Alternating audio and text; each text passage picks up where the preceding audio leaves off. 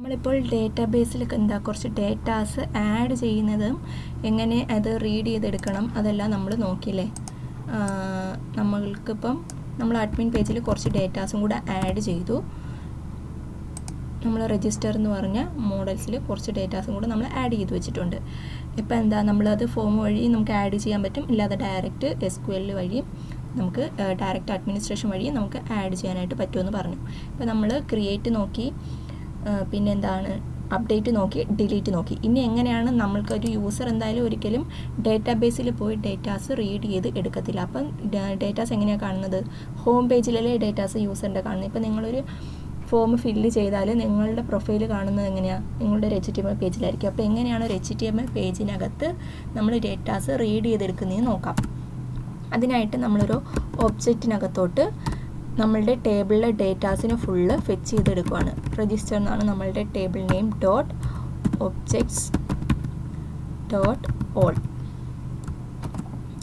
എടുത്തതിന് ശേഷം നമ്മൾ പൈതനകത്ത് ഡിക്ഷണറി പഠിച്ചല്ലോ. എന്തായിരുന്നു ഡിക്ഷണറി? കീ വാല്യൂ പെയറാണ് ഡിക്ഷണറി.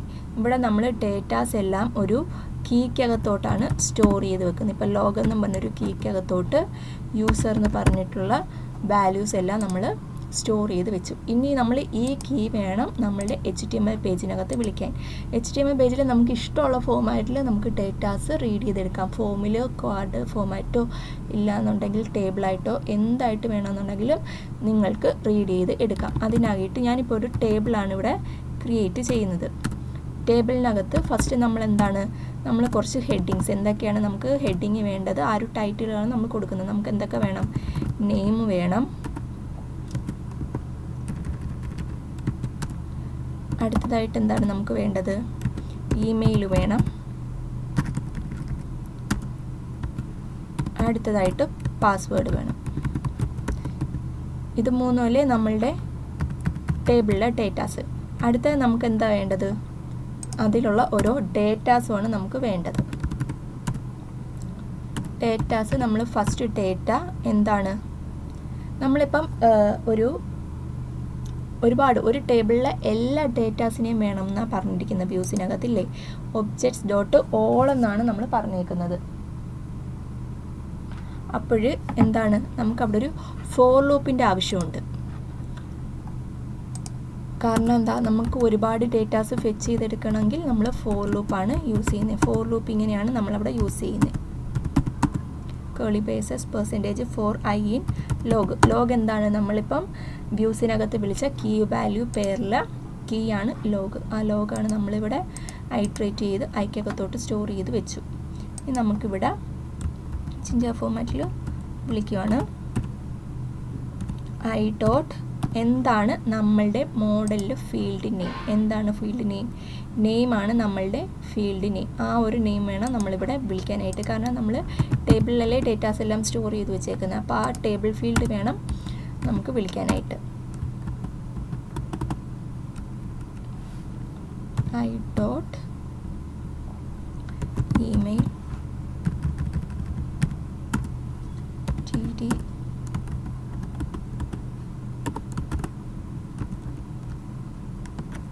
I dot password.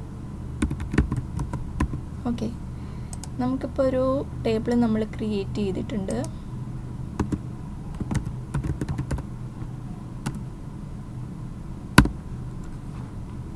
നമുക്ക് 4 നമ്മൾ എൻഡ് ചെയ്തിട്ടില്ല.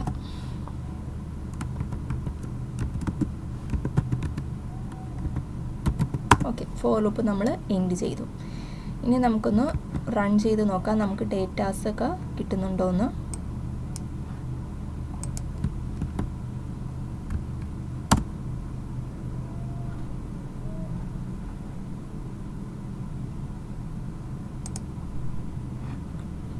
നമുക്ക് ഹോം പേജിൽ നോക്കാം. നമ്മളുടെ ഡേറ്റാസ് ഫുള്ള് കിട്ടുന്നുണ്ട്. പക്ഷേ നമ്മളവിടെ ബിയർ ടാഗ് ഒന്നും കൊടുക്കാത്തത് കൊണ്ടാണ് ഔട്ട്പുട്ട് ഇങ്ങനെ വന്നേക്കുന്നത്. നമ്മളുടെ ഡേറ്റ ഫുൾ ഇവിടെ വന്നിട്ടുണ്ട്. PCD, അത് കഴിഞ്ഞിട്ടുള്ള അടുത്തത്, അത് കഴിഞ്ഞിട്ടുള്ള അടുത്തത്. അപ്പോൾ നമുക്കത് ഒരു ഓർഡറിൽ വരാൻ വേണ്ടിയിട്ട് ഫോർ ലൂപ്പ് എടുത്ത് നമ്മൾ ആ ഒരു റോയ്ക്ക് പുറത്തിട്ടു അല്ലേ. റോയ്ക്ക് പുറത്ത് ഇത്രയും നേരം അകത്തായിരുന്നു, നമ്മളിപ്പോൾ അതൊന്ന് കട്ട് ചെയ്ത് റോയ്ക്ക് പുറത്തിട്ട് ഫോർ ലൂപ്പ് എൻഡ് ചെയ്തു. ഇനി നമുക്കൊന്ന് നോക്കുമ്പോഴത്തേക്കും നമുക്ക് കറക്റ്റ് ഓർഡറിൽ നമ്മൾ ഡേറ്റാബേസിൽ ഡേറ്റാസ് ഫുള്ള് റീഡ് ചെയ്തെടുത്തു. ഇപ്പം നമ്മൾ എന്താണ് ചെയ്തത്, ജാങ്കോ പ്രോജക്റ്റിൽ ഇൻബിൽട്ട് ആയിട്ടുള്ള sqlite 3 എന്നുള്ള ഡേറ്റാബേസിൽ CRUD ഓപ്പറേഷനാണ് നമ്മളിപ്പോൾ ചെയ്തത്. ക്രിയേറ്റ് ചെയ്തു, അത് നമ്മളിപ്പം HTML പേജിൽ റീഡ് ചെയ്തെടുത്തു, നമ്മൾ ഡേറ്റാസ് അപ്ഡേറ്റ് ചെയ്തു, നമ്മളത് ഡിലീറ്റ് ചെയ്തു. ഇൻബിൽട്ടായിട്ട് ജാങ്കോയ്ക്കകത്ത് തന്നെ ഉള്ള അഡ്മിനിസ്ട്രേഷൻ പേജാണ്. നമുക്ക് അതിൽ തന്നെ എഡിഷനും അപ്ഡേറ്റും എല്ലാ കാര്യങ്ങളും ഡിലീറ്റൊക്കെ നടക്കും. ഓക്കെ, നമുക്കിപ്പോൾ ഈ ഒരു അതിലെന്ന് പറഞ്ഞ ഡേറ്റ ഞാനിപ്പോൾ ഡിലീറ്റ് ചെയ്തു. ഇനി നമുക്ക് ഹോം പേജിൽ ആ ഡേറ്റ കാണുന്നുണ്ടോ നോക്കാം. ആ ഒരു ഡേറ്റ നമ്മൾ ഡേറ്റാബേസിൽ നിന്നും ഡിലീറ്റ് ആയിട്ടുണ്ട്. ഇത്രയാണ് നമ്മളുടെ sqlite 3 ഡേറ്റാബേസ് വെച്ചിട്ടുള്ള CRUD ഓപ്പറേഷൻ. അടുത്ത നമുക്കിനി MySQL ഡേറ്റാബേസ് വെച്ചിട്ട് ഇതിനകത്ത് എന്തൊക്കെ ചേഞ്ചസ് വരുത്തിയാലാണ് MySQL ഡേറ്റാബേസ് നമുക്ക് ജാങ്കോ പ്രോജക്റ്റിൽ ആഡ് ചെയ്യാൻ പറ്റുന്നതെന്ന് നോക്കാം.